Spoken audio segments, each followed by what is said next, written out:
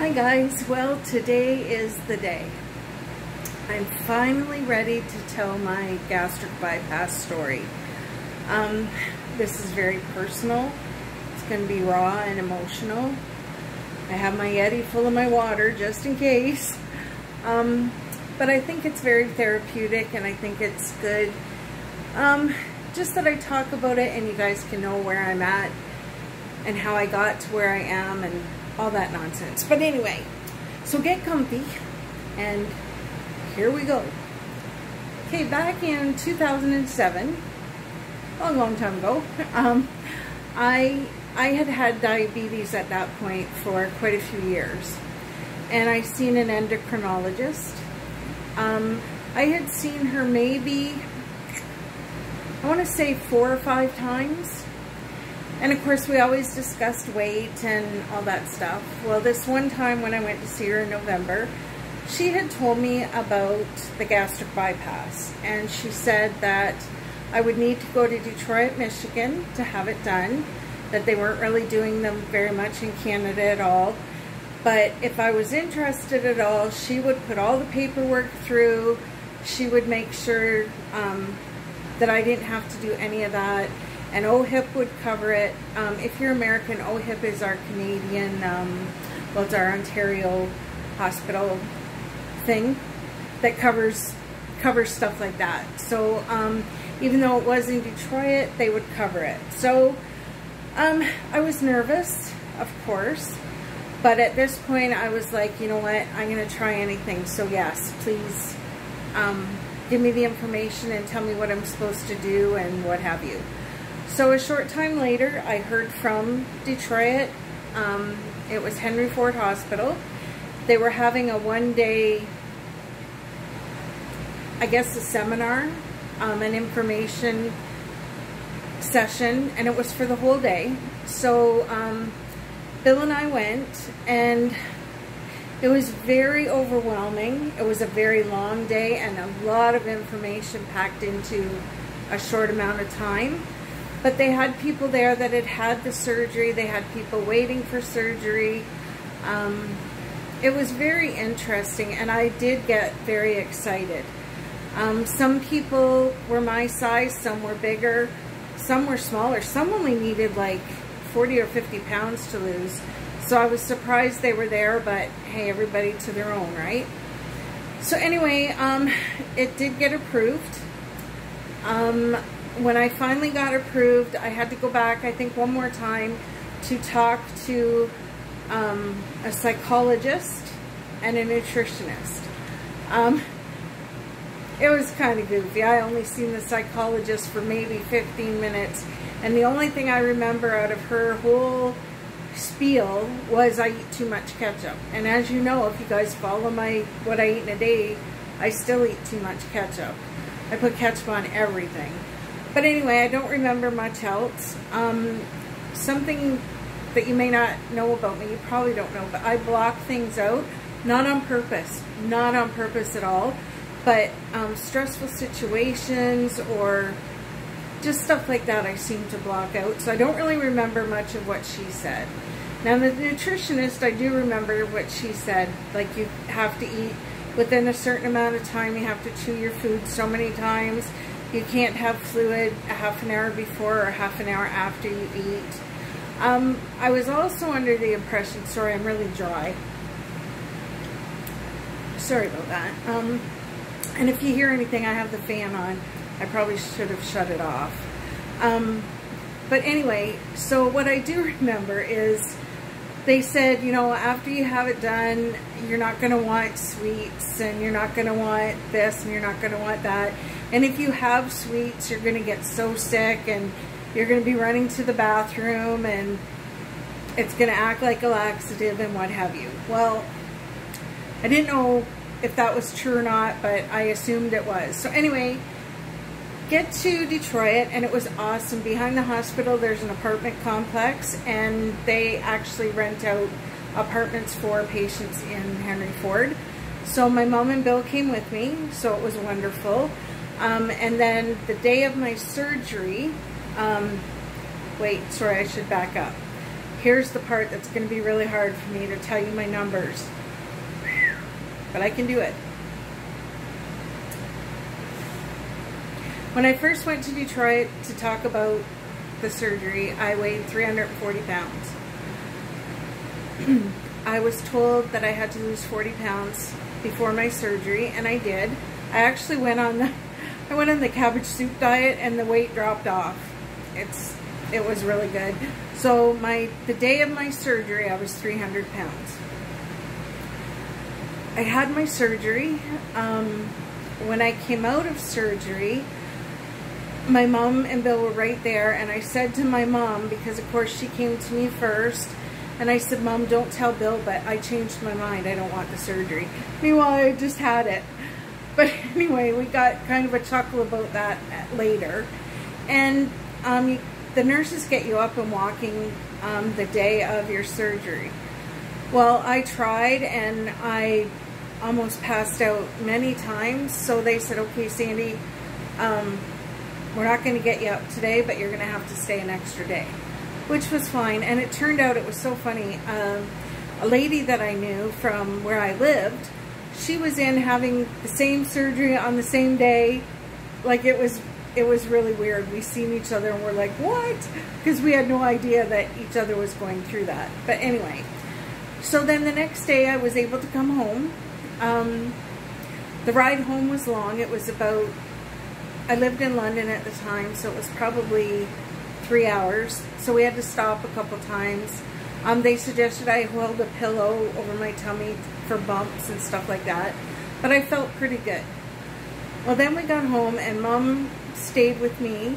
Bill was looking after his grandma, so he had to go back home. But Mom was looking after me.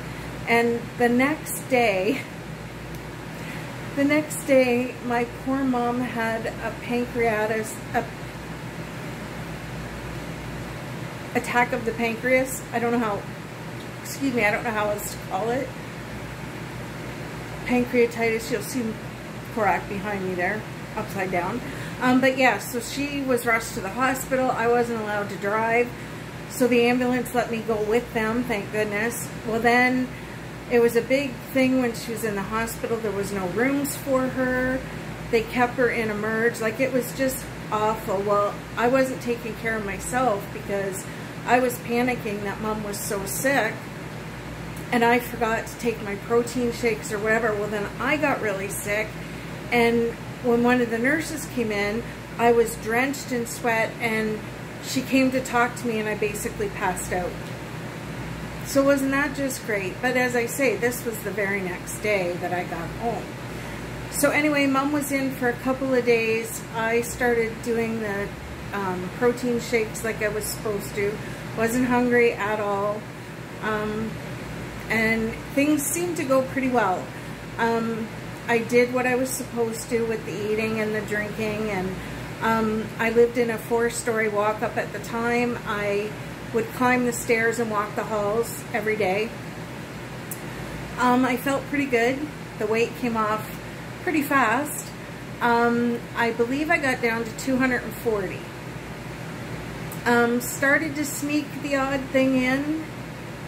I believe the first thing I had was a chocolate bar as my sneak in, and nothing happened. I didn't get the dumping that they said I was going to get. I didn't get sick like they said I was going to get. So I thought, oh, this is great. I'm down to 240 pounds. I look great. I can eat what I want. I'm just the poster child. This is the best thing that's ever happened in my life. So I thought. So anyway, I have always been an emotional eater. Good things happen, I eat. Bad things happen, I eat. Sad things happen, I eat. Bad things happen, I eat. And I didn't handle things well. What they don't teach you when you're going to have gastric bypass of any kind, oh, by the way, I had the R&Y, just so you know, and that's where they reroute your stomach and all that stuff. So anyway, what they don't tell you is the things that got you to that place in the first place are probably still going to be things that bother you and get you to the place again. But anyway, the weight started to creep up a little bit slow, a little bit slow. To me, I still thought that I was doing okay and that I looked okay, because I had been 340 pounds for, oh goodness, years, like 4 or 5 years. So being 240, I thought, you know, this is wonderful. Mind you, 240 is still big. But anyway. Well then,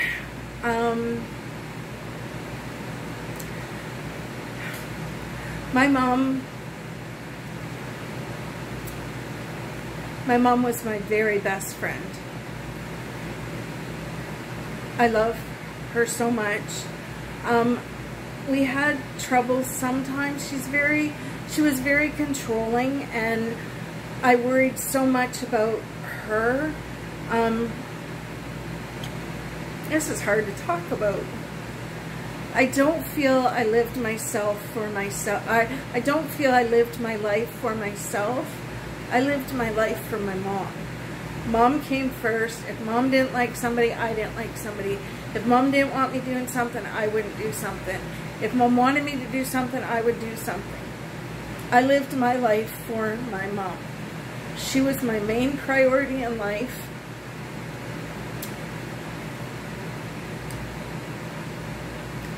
She was my everything. Well, one day, I got a phone call that she had been taken to the hospital by ambulance. And at the time, I lived almost 2 hours away and no car. Anyway, some people from St. Thomas came to get me. They took me to the hospital. Mom was in ICU. Silly as all get out. The man, there's a man, I don't know if you guys have heard me talk about John. You probably have. He's a real sweetheart. And him and Mom were so close. And he's a single man, and she was trying to get the nurses to hook up with John, and she was being her silly self, and it was just, she had like a heart trouble. They were giving her medication and what have you, but she seemed fine. She was joking. Everything was great. I stayed at the apartment that night, and she wanted me to have her van checked in the morning. She needed an oil change or something. I can't quite remember. But I did that for her first, and then went up to the hospital the next day at 11 in the morning. And the side of her face, the whole side of her face, was purple and blue and bruised. And I asked her what happened, and she couldn't really tell me, and she was looking at me different, like off into a distance kind of. So I said to the nurses, what in the hell happened? Sorry, I shouldn't say hell, but I'm like, what in the hell happened to my mother? And they said the medication they gave her in Emerge, when she came in the day before, will react, that somehow it will cause bruising to come out the next day. I still, to this day, do not believe that story. I do not believe that story.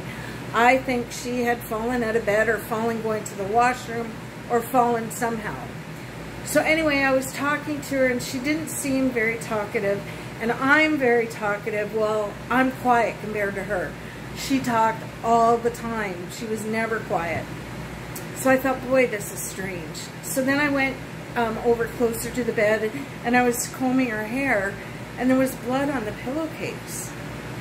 So I called the nurse in, and I said, excuse me, there's blood on the pillowcase. And so they checked and said, oh no, she's fine, and blah, blah, blah, blah, blah.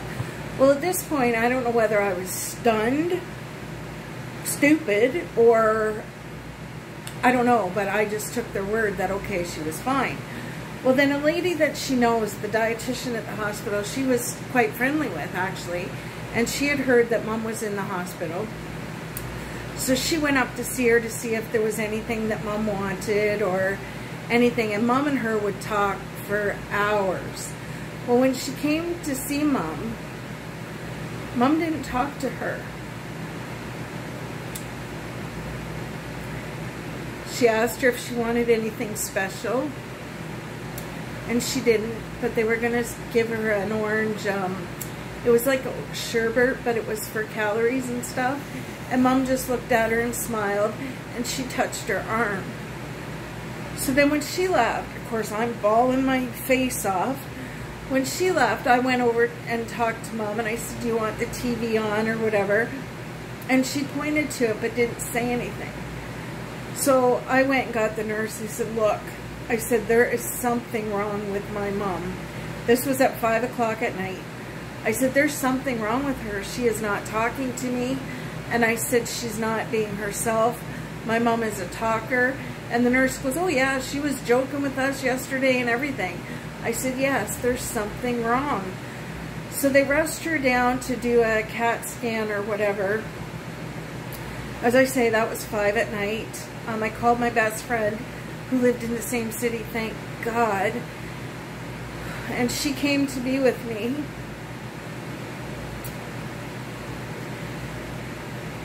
And my mom took her last breath that very day at 10 o'clock that night. So basically, I lost my mom in a matter of 5 hours. That was 10 years ago. That was 2009, and I'm still not right. I'll never be right. Never.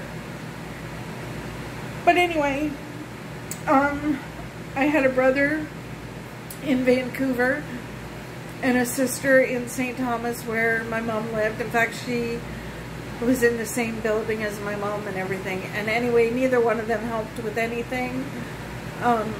It was a complete disaster. But I put everything I had into taking care of things. And I think that helped at the time because I didn't have time to grieve. I had things to do. I had to empty the apartment. My sister didn't help me with one thing. And she didn't help with one. She couldn't even put a dish in a box for me. So yes, I was bitter, and I probably still am a bit bitter. But anyway, they didn't have the relationship with Mom that I did. As I say, my mom was my life.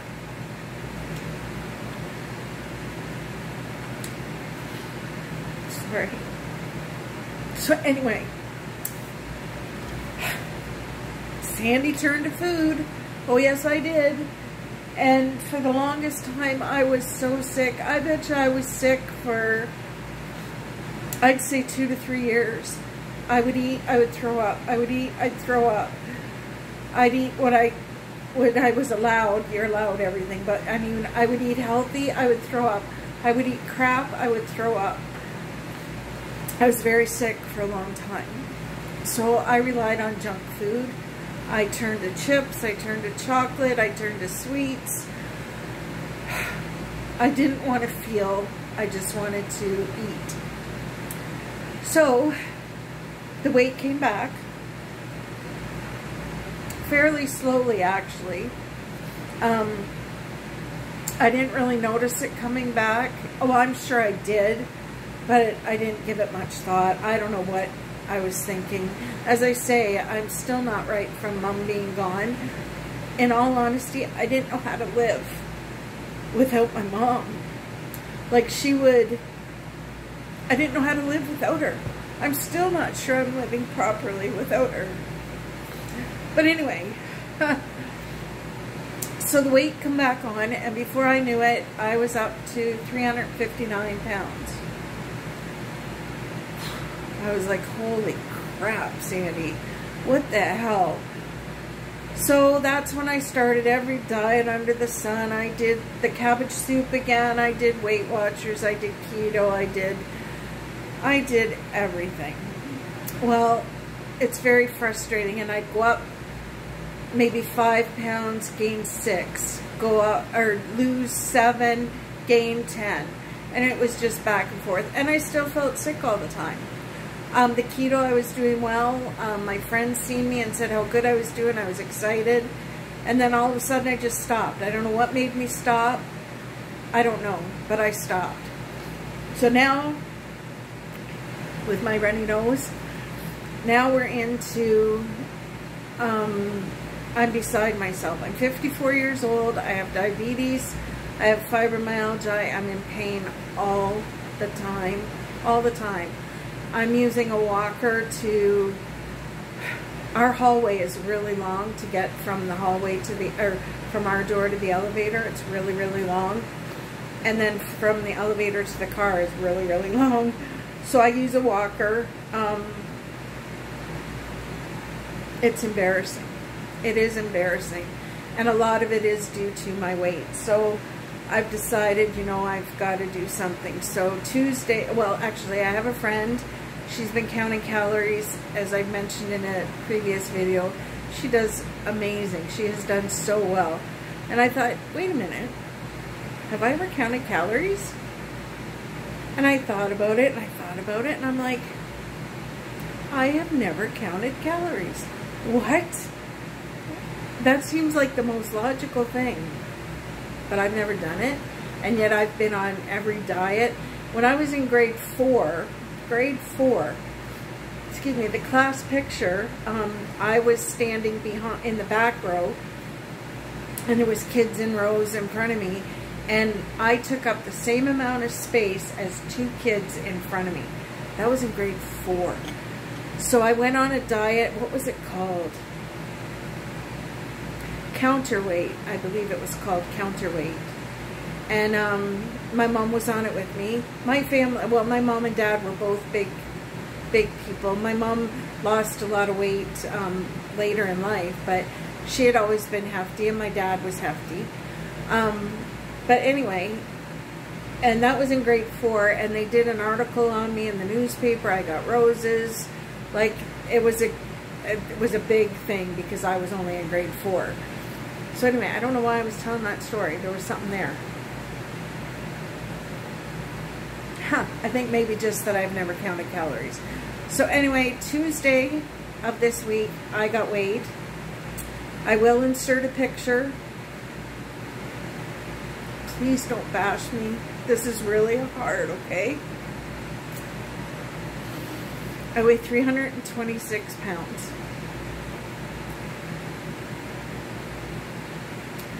£26 more than the day of my gastric bypass.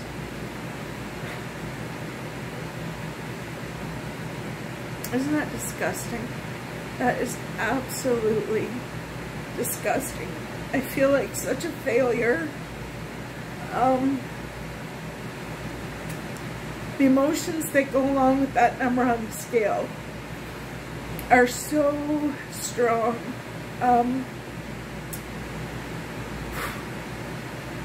But one thing about me is I never, ever give up. Never give up. So I'm liking counting the calories. It seems to be working pretty good. I did get weighed today, which I shouldn't have, because I got weighed Tuesday and today's only Thursday, and it still says 326. So of course right away I'm like, well, damn. But really, never mind the but damn. I'll get weighed Monday and see what it actually is. And what I'm going to do to help me and to be honest with you guys and have you follow me on my journey is I will weigh in every Monday, and I will post it. I will have my little feet on that scale, and I will take a picture of it and put the date on it, and I will show every week. If it's a gain, if it's a loss, it doesn't matter. I will show every Monday what that scale number says. But also, in saying that, we all know that the scale doesn't define us. I might have lost inches, or there might be some small scale victory that I can share with you guys, you know, if the numbers aren't right. Or I might have something that I probably shouldn't have, and we'll have to see. But I know this is going to take a long time, like probably a few years, but I'm ready for it. I'm tired. I'm tired of being in pain all the time. I'm tired of clothes not fitting. I'm tired of not wanting to do things. I'm just tired, emotionally, physically tired. So I think this is my time. Would I have gastric bypass again? Very good question. Sometimes I think, yes, damn it, I want it again right now. And other times I think of all the times that I was sitting on the toilet with a bucket in front of me, throwing up constantly and being sick and almost passing out and having cold cloths and all that stuff. And you know, I don't think I could go through it again. I'm sure that my pouch isn't a pouch anymore. It's a big old tummy now because it does stretch. But I'm sure that this will work, and it's just over time, and I have to be patient, and I have to trust the process, and I have to trust myself.